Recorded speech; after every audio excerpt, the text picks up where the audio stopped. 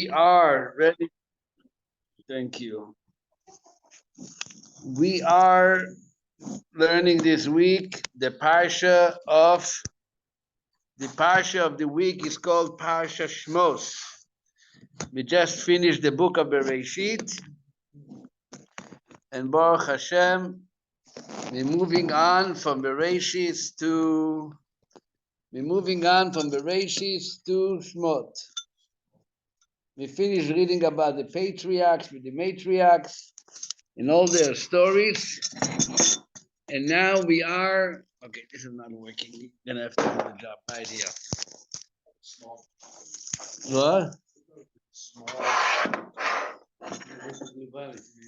You can use it here. This, like this, it's a tape. Oh, very good. Now, he doesn't understand. What did you just put it in? You wouldn't have that problem. Oh, very good. You wouldn't have that problem if they came to put.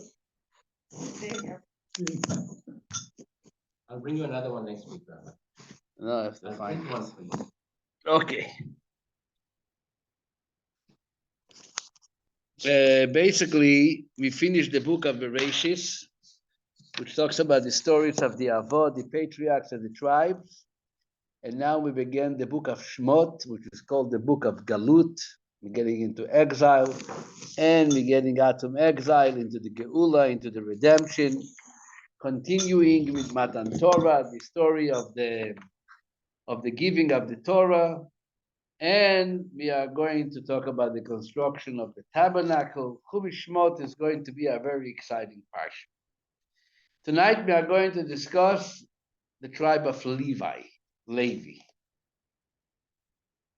and the way it relates to all of us. We are going to see, as everybody knows who studies the book of Shemot, some of the passages in the book of Shemot we read every year in addition to Parshat Shemot, also during the night of the Seder. Before we eat the maror, the bitter herbs, when we say the Agada, we obviously also discussing what happened in Mitzrayim. We were slaves for Pharaoh in Egypt for 210 years, but from these 210 years, the last 86 years was the most difficult ones. Because as long as there was one of the descendants of Jacob, mainly from his sons, was alive, the enslavement was not yet as difficult. The last of Jacob's sons who died was Levi. Levi passed away around 94 years after they arrived in Egypt. And when he passed away is when the real enslavement starts. Regarding the tribe of Levi, that tribe, which is one of the 12 tribes, clearly we have psukim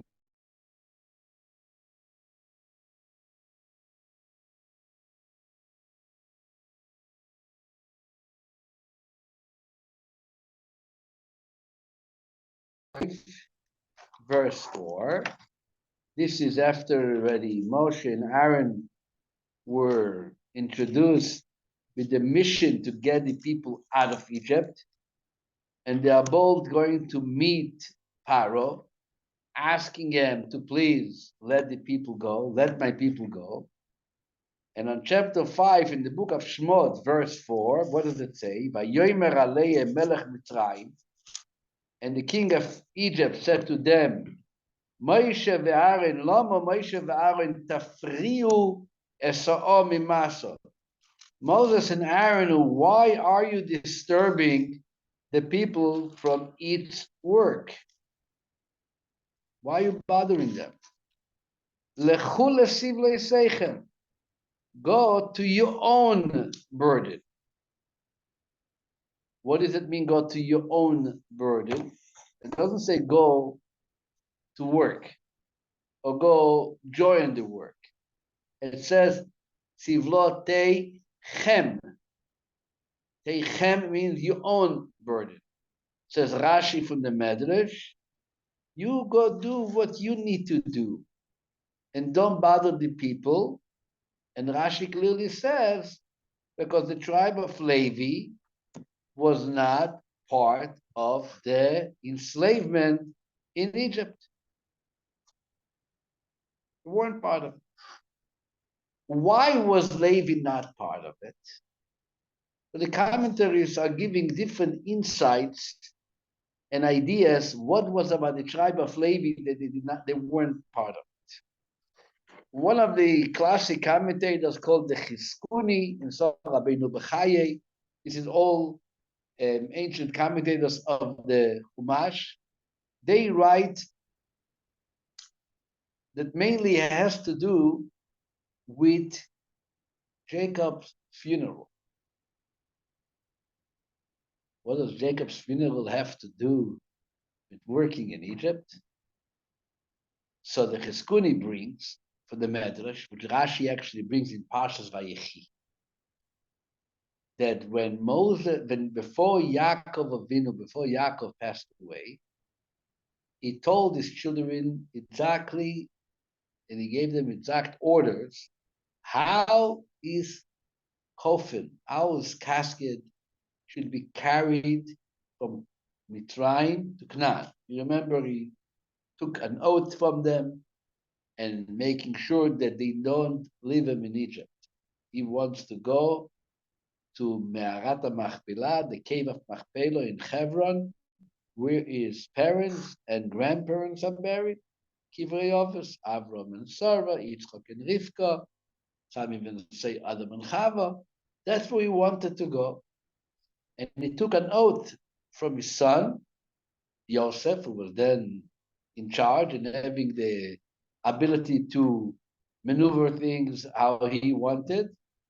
Please, he said, swear to me that you're not going to leave me here. You're going to carry me out from Egypt into the land of Israel. So if you go back at the end of Parshat Vayechi, chapter 50, verse 53, it says, Vayisu oisoi banov, that his sons carried him, carried the casket. Says Rashi, banov, the emphasis is son, but not the sons of his sons. Yaakov did not want his grandchildren to carry his casket. As he told them, I don't want an Egyptian man to carry my casket. I don't want any of your children, your son's children, because your wives was from the Canaanite woman. So I don't want their children to carry my casket. I only want my sons.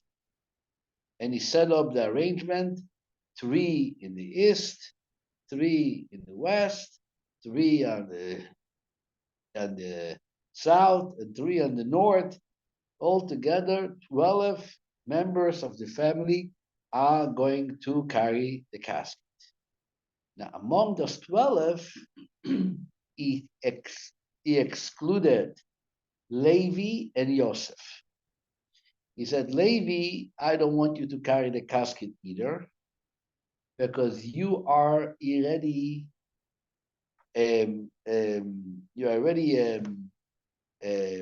set up to carry another casket, another ark.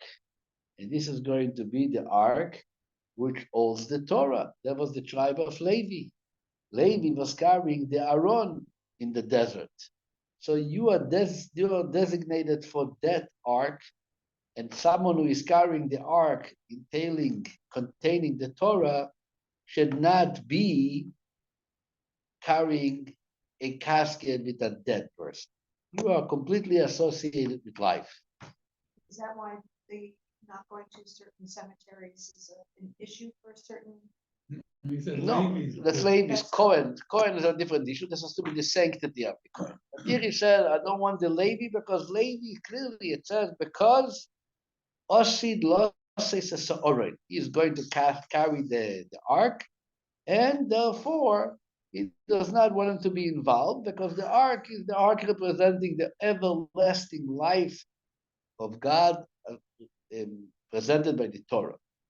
I also don't want Yosef to carry because Yosef is a king and the king has to be respectful. It's not for him to schlep a casket. So instead of Yosef and Levi, he appointed the ones who he elevated last week as the tribes, Menashe and Ephraim. The Menashe and Ephraim became the ones to join, and together they made up the 12. So what does this have to do with not being slaves in Egypt? The Chizkuni says something as follows, very interesting. He says, when Paro came and he initiated the decree to come and work for Egypt, so the Medrash tells us he did not give out a call, everybody, you must go to work. He actually worked in a smart manner. What he did, he was tricking the Jews as if I'm not making you work any more than I'm expecting from every normal citizen. Matter of fact, I am working too. And he carried a brick and he was schlepping and pretending that he is involved in the work. And when someone said, I'm not used to it, it's not for me, so no. And for the king, is it a task to be involved in? And nevertheless, for the benefit of the country, for the sake of the country, look, I am doing it. If I am doing it, you for sure can do it.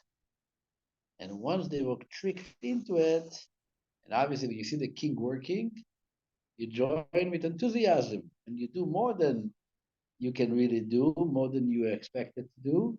And then he quit it and said, very nice. Are you all here? And now is what I'm expecting you to do every single day for my benefit. That's what the Pasuk says. Vayavidu Mitzrayim et Bnei Yisrael beparech. The literal translation of the word parech means with the art breaking work. But the word parech, the Medrash says, also is a combination of two words. Pe, rach. Pe means mouth. Rach means soft. Paro was using a soft mouth to get him involved in the work. And after they gave into his soft mouthness, is when it turned out to end up being beparech with backbreaking work. And that's is the way he tricked them into it. What happened with Levi? And Levi was seeing that everybody is volunteering to go help Paro. They just made the following calculation. We, a couple years ago, were told by our father not even to carry his casket, his coffin, because we are the ones who need to carry the Ark of the Torah.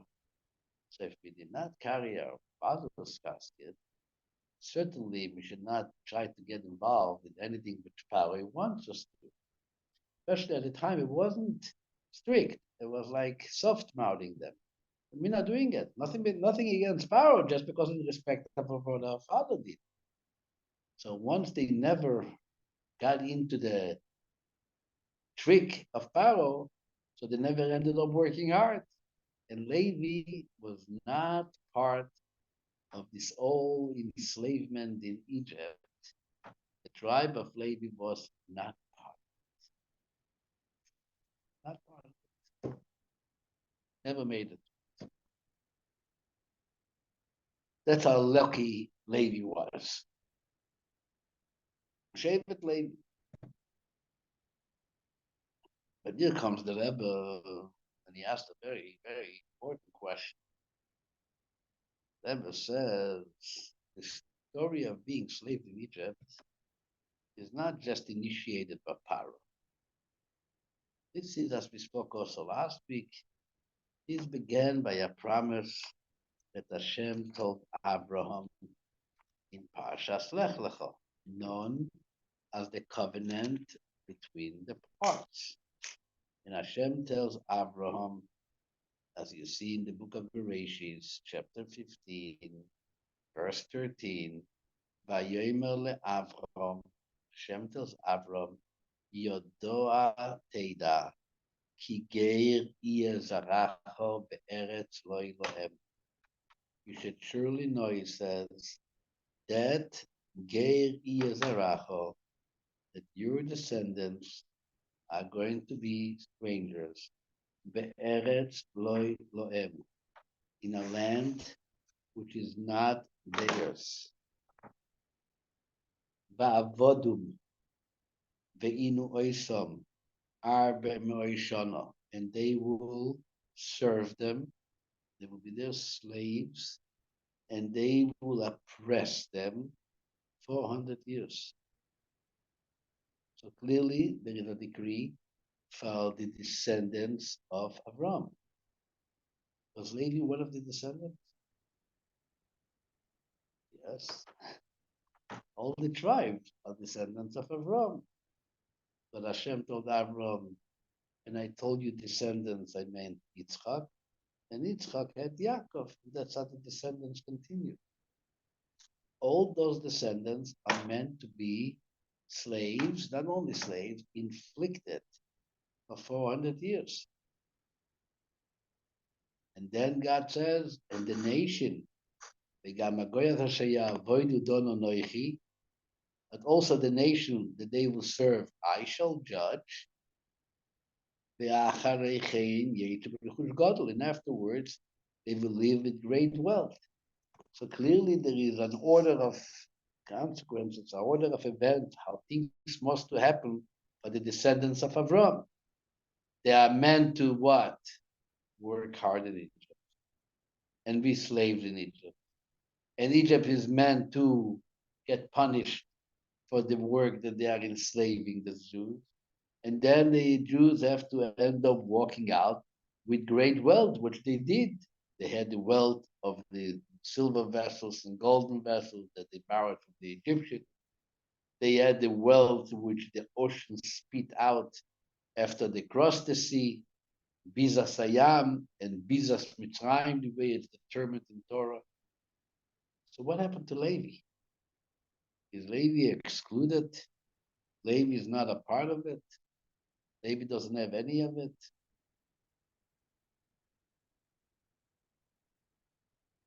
And you can't say that Levi didn't have anything, because actually the Talmud says that every single one of Israel, Talmud talks about why is it that there is a mitzvah to redeem the firstborn donkey. Why is the donkey more special than any other animal? That he has the mitzvah of Peter Chamor, redeem him by a sheep. Why is the donkey? What's so special about the donkey? It doesn't have the power of a horse. It's not as imposing. It's not used for war. A horse is used for war. A donkey is not. And therefore, It's got a. It's what got is the a- cat? What is the cat used for? And what is the mice used for? But it still it can carry something. It can. Fine. So what? Why is it a non-kosher animal? So they're becoming a part of the whole religious celebration that I'm sure many other animals would have been jealous. The lion. You tell me redeem the firstborn lion. People are scared to get over to him. I'd like to see it try. Exactly. Elephant. The firstborn elephant. Cute. Why did the firstborn donkey? The Talmud tells us there's a tractate of Talmud called Bechorot. Bechorot means it deals with all the laws of the firstborn. And there the Gemara says that the donkey is given special appreciation because they carried all our chemidanas, all our suitcases, which were loaded, as the Gemara, with silver and gold. Somebody had to schlep it. It's not enough that you have silver and gold. If no one can help you schlep it, then you're going to have to continue walking and leave it behind.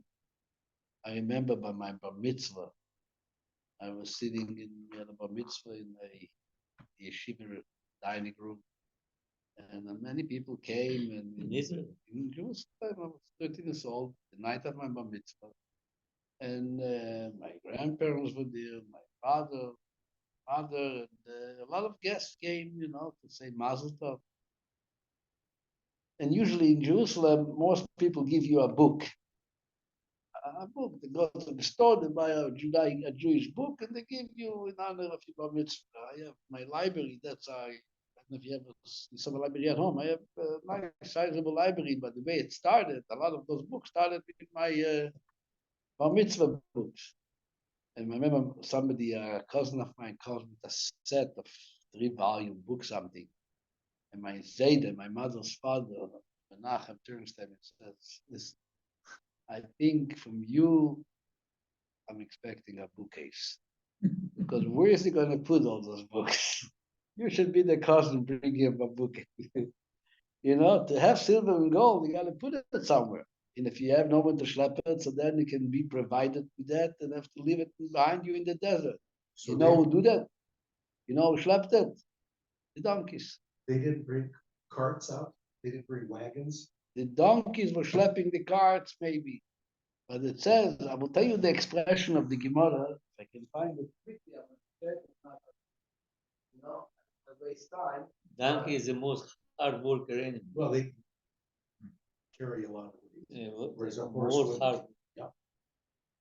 Until it gets stubborn. Yeah, exactly. Where did they get Until the we get carts tired. from? If you get tired, that's it. You cannot move. Did that, they were slaves or carrying gold, silver, they left. Why not Yeah. take carts too? Because they didn't have time to. But you could put bags over the back and have it on their Oh, side, yeah, like the pack animals. Settle. Yes. Cart, you gotta contend with the terrain also when you. Rainy, muddy. Yeah, only if I can find it that way. If not, I remember it was 5, 6. Say anymore.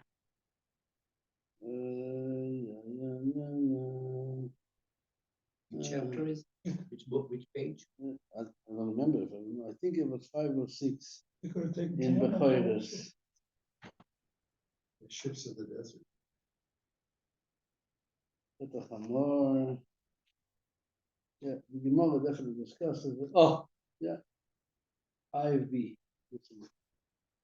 Says the Gemara, Bechoros, page 5b. Says the Gemara, Rab Chanina said, I inquired of Rabbi Eliezer, the great, in the great study hall. Man ishtana pitre chamoirim mi pitre susim ugmalim. Why are firstborn donkeys different from firstborn horses and camels? Why among all non-kosher animals was it only the firstborn donkey that the Torah chose to sanctify as a bchor? Amar Li said to me, that's a scriptural decree. Don't ask questions. We don't know. That's what he says first. But furthermore, he says, the reason is Shesiyu Israel b'shas yetziasa b'Mitzrayim.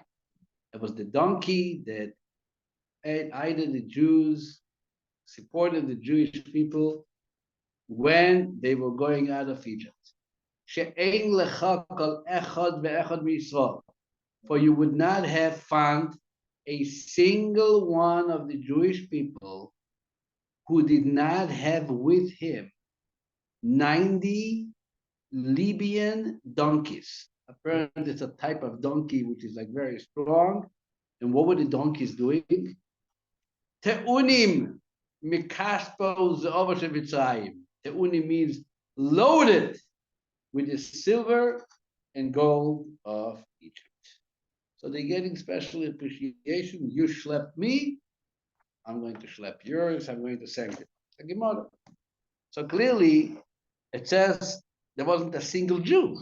So the proof is that the Levites also ended up with everything. But if they weren't enslaved, the Rebbe asked, why did they deserve to have all this belonging, all this wealth? The wealth was seemingly a condition to those who were slaves in Egypt. That's what God told Abraham. So either way, in one hand, God told Abraham, all my descendants, all your descendants are going to be in a land not theirs. And they're going to be inflicted. Levi was not inflicted. And for being inflicted, they're going to go up with great wealth. Levi got up with great wealth, but he wasn't inflicted. What's the story with Levi? Wasn't he, is he a part of it or not? So the Rebbe comes with a very profound insight, and he explains basically that Levi was really part of this whole story. Levi was part of the enslavement in Egypt. He wasn't maybe enslaved in work, but he was a part of this Egyptian exile. And their job in Egypt was a part and an integral part of what Paro's enslaving of the Jewish people was in general. How? The Rebbe says very simple. Let's first analyze for a moment, what was the purpose of the Jewish people being in Egypt? Clearly, God told Yaakov, "Onoichi ered imcha Mitzrayim," in Parshas Vayigash, remember, I'm going to go down to Egypt with you.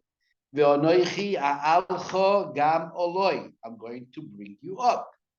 So going down to Egypt was never meant to get stuck there.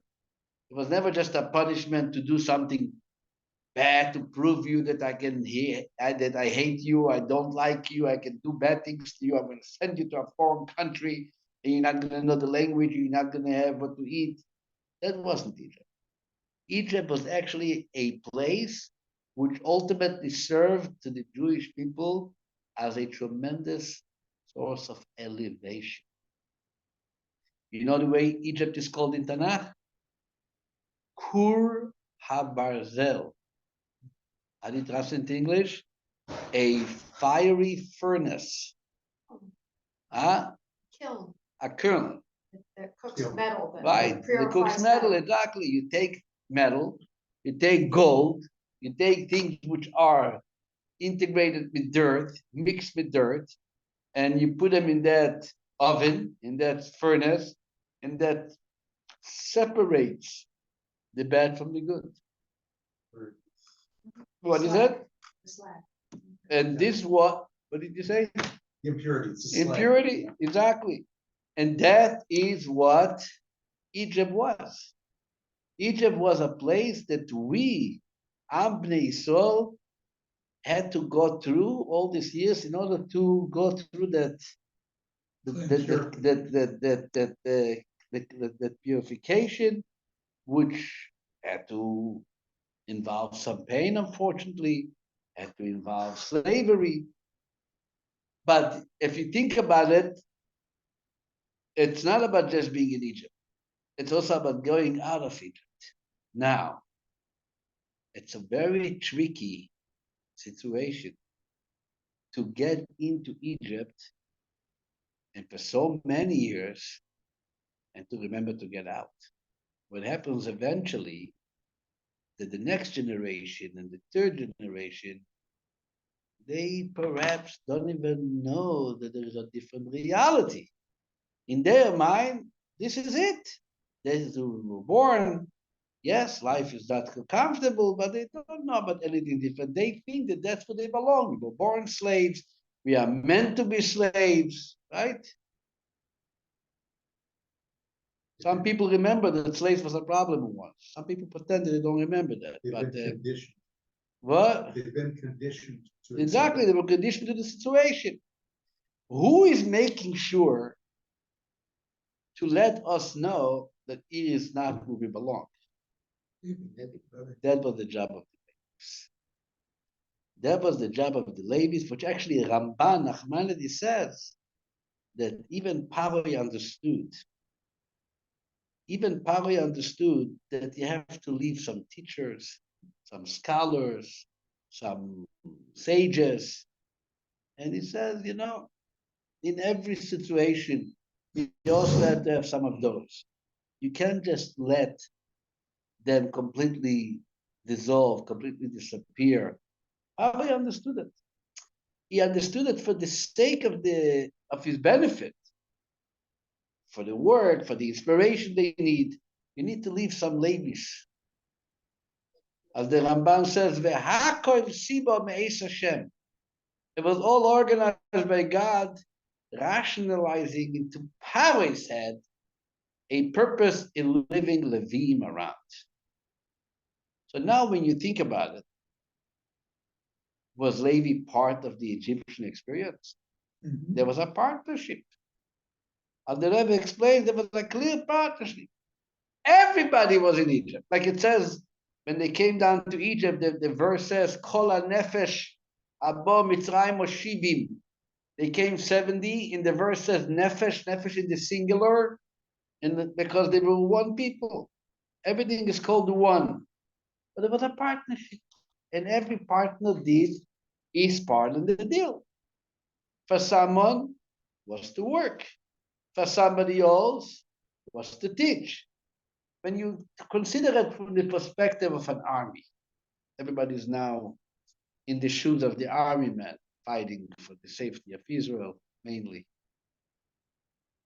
We have people, I meet people in the army that they never rode on a tank. They never shoot a missile. They were actually peeling potatoes or riding a truck, which on the back of the truck was there a tank. But they had no idea what to do with the tank. They knew how to ride a truck. They were truckers.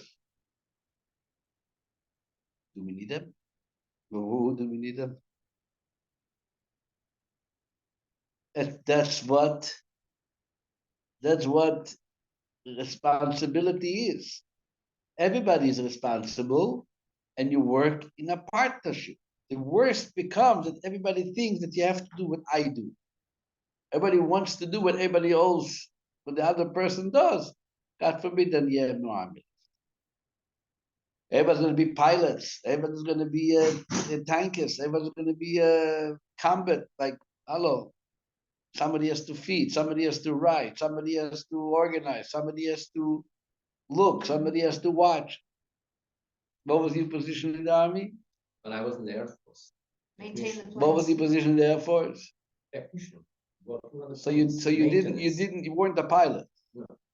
You know how to fly a plane? No. Okay, exactly that. That's exactly what I mean. He knows how to fix them. Very good. And I'm sure the pilot doesn't know how to fix it. No. Very good. That's what happens in our body. We have a soul, we have a body, and imagine that there wouldn't be a partnership between them. That's what we call having a stroke, God forbid. The partnership is not working. Or God forbid, one part of the body decides, I'm detaching myself from the rest of the body. I'm making my own Shabbos. I'm making my own Kiddush. I don't want to be part of it. It doesn't work like this. It's all about partnerships. And being that it's all about partnerships, so the Rebbe explains that Levi was clearly part of the enslavement in Egypt. How?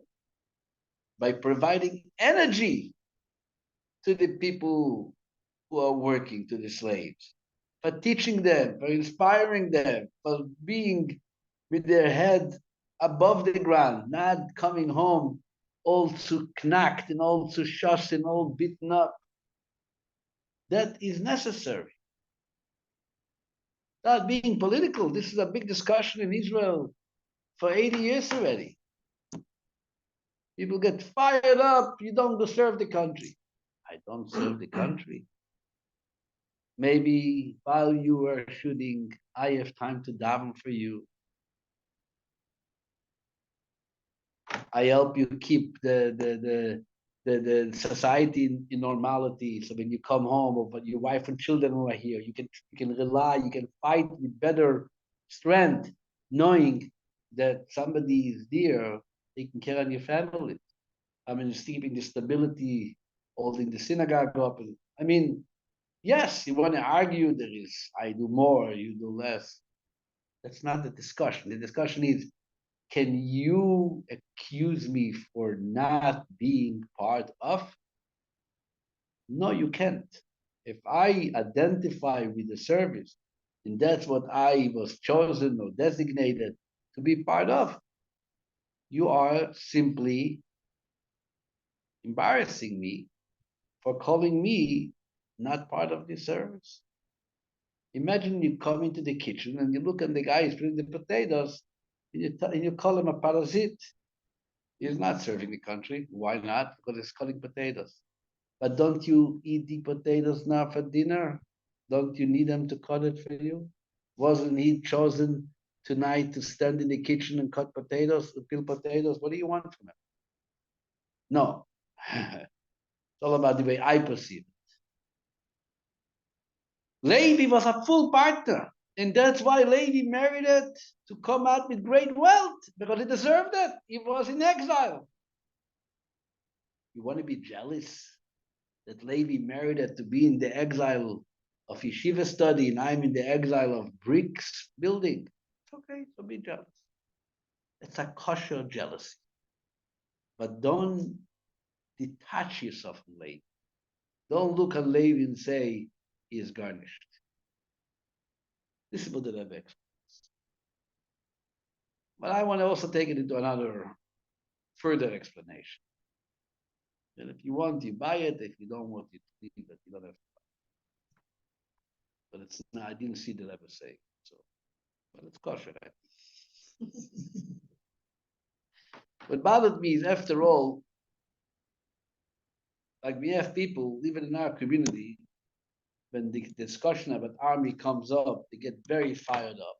And rightfully so, because they feel that the amount of physical burden that they deal with, the ones who are in charge and study are not experiencing it. They go through mental health, they go through physical loss.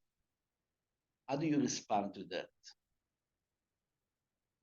I want to say something interesting I thought about. If you go back to the story, what is the first story? This week Moses is born, right?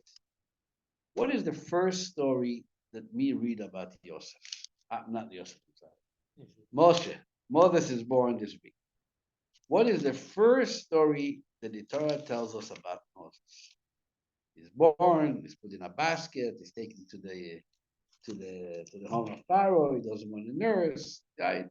This is before his daughter, his sister, Well, encouraging his parents to.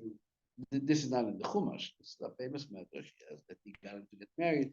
But where do you see the first story that Moshe is acting out leadership in his life? Oh, when he goes out and kills the Egyptian.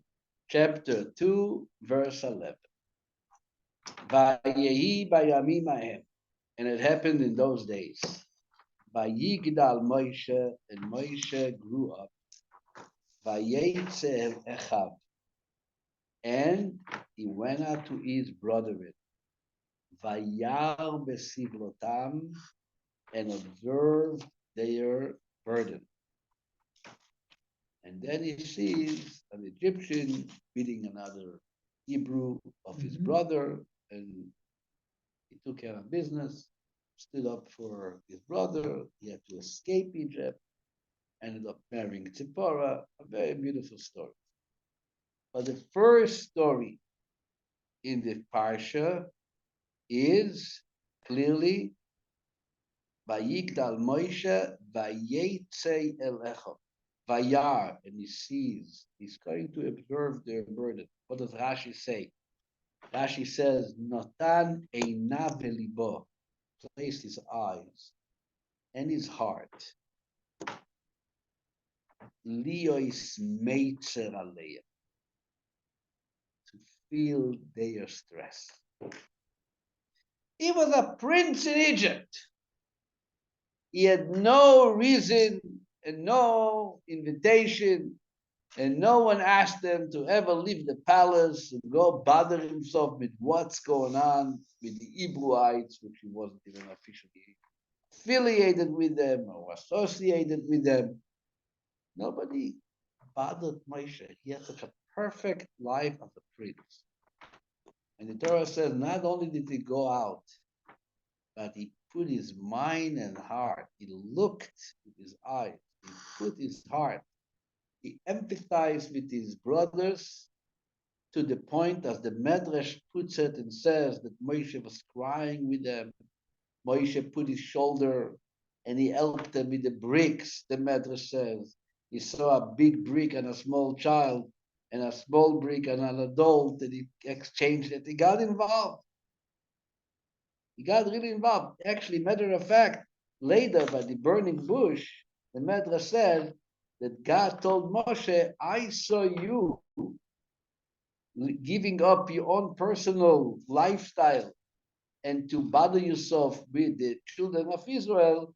That is when I designated you to be the leader. Moshe is the leader by going and placing his mind and heart and involving himself with what takes place in Egypt. When Moshe sees them, he cries. He went crying with them. I'm thinking, it's not only that Moshe was a Levi, he was a partner by teaching. There's another way of partnering, to empathize with those who are suffering. I'm not sure exactly how it works. I can't say that when I see people suffering, that I'm getting in completely their shoes and I feel what they go through. It's a difficult statement to make yourself so sensitive to others. But the idea I understand, and actually I have two stories. One story is about the Rebbe Maharash. Rebbe Maharash, fourth Rebbe. Rabbi Zevin writes a story in his book, Sipurei Hasidim. He says that there was a Chassid of the Rebbe Maharash in Lubavitch with the name of Reb David Tzvi Chaim. They called him Herschel Chernigever. He was from the city of Chernigev, which is in Ukraine today. He was a very big Talmid Chacham, a big rabbi. And he used to travel to the Rebbe Maharash. And once he came and he needed a private audience, and he came late. So he was waiting in the waiting room next door to the Rebbe Maharash's private room. And he was hoping that the Rebbe is going to leave the room, he's going to go over and ask him what he wanted to ask him. Before he had a chance to see the Rebbe, there was the person who was helping the Rebbe, like his gabbai, came out and bringing out some clothes to change it with other clothes to bring it back to the Rebbe's room. And he like expressed himself by saying, why is he sweating on the Rebbe? And then he said it again. Rebbeinu Shalom, Master of the world, the Rebbe only took today 1 hour only of private audience with people. An hour. Why is he sweating like that? And suddenly the door opens up and the Rebbe Maharash comes out. He tells them, Rabbi, listen, I'm going to continue paying your salary, but I think you stay home. I think you stay home. I don't need this kind of comments and sharing with people, when I'm changing, when I'm not changing. But you're wondering why I was changing. In 1 hour, I met 25 people. Every person who comes and asks my advice, I have to get into his shoes to identify with his peckle, with his load. For that, I have to undress spiritually my garments, meaning my thoughts, in order to get into his garments. Because if I'm not into his garments, how can I help? He can't help himself. How can I help him? So I had to completely walk into his shoes. But then I have to immediately walk out from these shoes and get dressed into my garments. I should be able to offer them twice. So for each person, twice, dressed and undressed in the spiritual garments of mind, heart, Now, 25 times 5, 50 times I had to change and unchange in 1 hour. Don't you think I should be sweating by that? What's the idea? The idea is that it's not just I'm speaking to you as a paid psychiatrist, I'm listening to your story and I'm moving on and just give me a credit card and gegangen weiter. You identify. It's called empathizing, not just identify. That's called imo yonoichi betzoro. That's called vayar Moshe. This is the pain, and it affects their life physically too. There's another good story, which it actually goes more in the area of teaching others how to identify with needs. This story is a classic story told about a great rabbi in Poland. His name was Rabbi Chaim Meisels. He was the rabbi of the big city of Lodz. There was Warsaw and there was Lodz. And in Lodz, he was the rabbi. He was also a giant in Torah. And one evening, he makes his way through town looking for the people who he can knock on their door and ask them to support the mission that he collects for. And this is wood. People need wood to keep their ovens. It's cold, winter, Poland.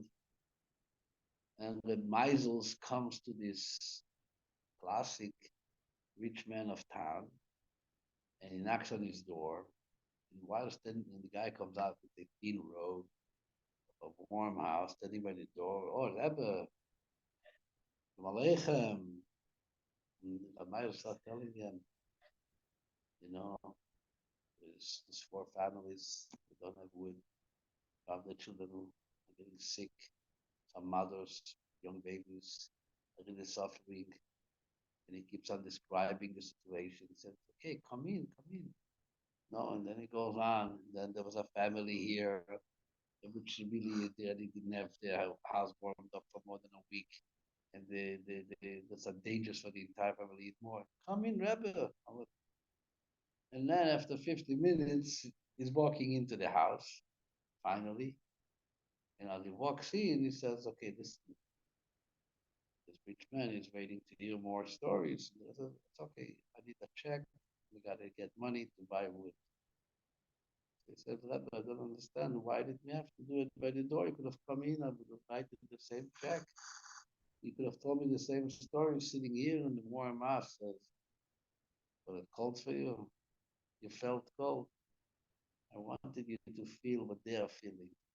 To sit in a warm house and discuss the needs of the poor is not going to inspire you in the way you had a chance to experience what they feel.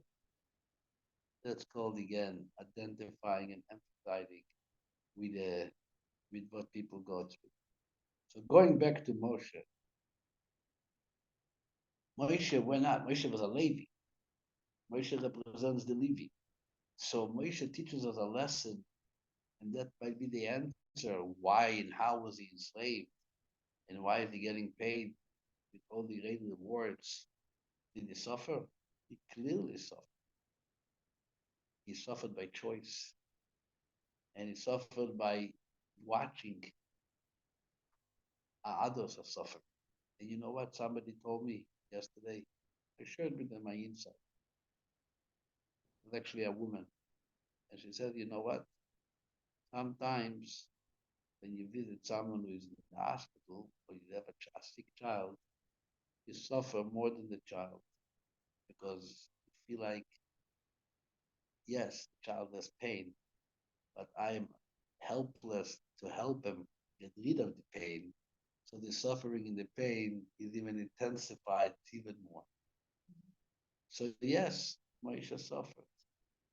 He suffered by by wanting to pay attention to be part of it. And that's why Shevet Levi is counted as part of the enslavement in Egypt. And they did get the reward. Now the Rambam says everything which the Torah attributes to the Levites It's not only Levi. Everybody can be a Levi. Everybody can be like a Levi by designating yourself to the service of God. You can be the one who is contribution to the suffering of Galus that was decreed on us can be materialized by being a teacher, by energizing those who are working hard, but those who are unfortunate. And at the same time, by feeling and identifying with the pain of others, definitely we are also part of this Galus, even if we don't live in Israel. We are here and we don't sit in the Gaza and we don't run in the bunkers, but we have times that we put aside, or at least we hold back from certain things because we want to identify with them, to be part of it. And we're all going to be together, blessed with success to go out of Egypt very soon with great wealth because we deserve it. Thank you. Thank you, Rabbi. What do you say? I have a question. Sure. With regards to empathy, because it seems like, so Moshe, he made a choice, but he also then sacrificed his life. And so I think that there's sort of a distinction, there's empathizing, you can feel the pain, but if it doesn't also include some sort of sacrifice, it seems sort of 100%. 100%. That's exactly what we said. Yes, it's not empathy is not an abstract theoretical field. Empathy is, like I said, the Rebbe was sitting and he had to change his clothes because of his empathy to people and impacted and affected his physical sweat because he wasn't just guiding them or listening to them, he identified with them. And that's what empathy is, yes. or like even so like in the hospital, you feel like your pain might, but that still is, it's still not the same as someone who empathizes. True. And then like also True. Involves some sacrifice. Yeah, look, there is still levels. You can multi-level it, but at the same time you can't ignore that they should also be counted as part of the deal. You can say, if you want to talk from this perspective, yes, they are physically. I'm not going to compare myself in any situation as a soldier who is standing there, and every second he can be shot by some appearance from a hole in the ground, and his life is physically in danger, and standing there to save the country. Look, it says clearly in books, and the Rabbi used to mention it. Every soldier who dies is called Kaddish. He's like a holy martyr. He's going straight to Manhattan. It's like it's all different level of people. But I also don't want to ignore the tribe of Levi. We have to also pay attention to realize that their contribution to the enslavement of Egypt is the utmost necessary and required, and they should be given respect for that too. What was the size of the people? Oh, very small. So clearly, according to some commentaries, which hold that Levi was not a part of the slavery,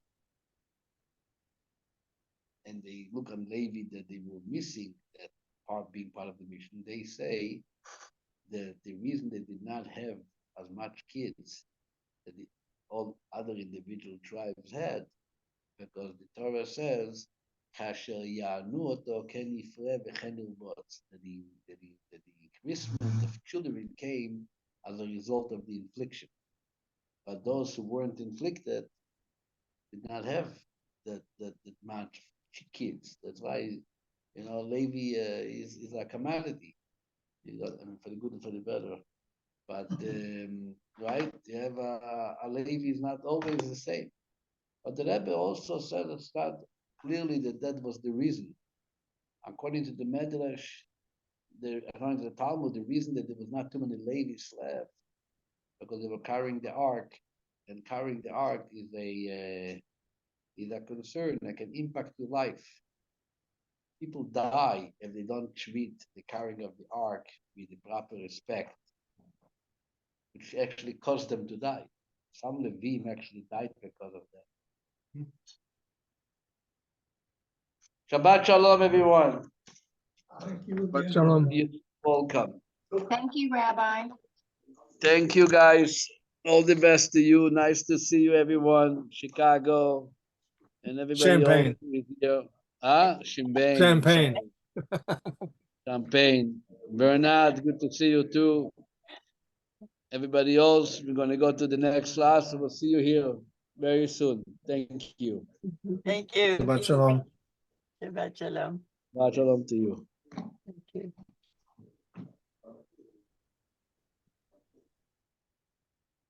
Подожди, сейчас я с митинга выхожу. Ну, подожди секунду. У меня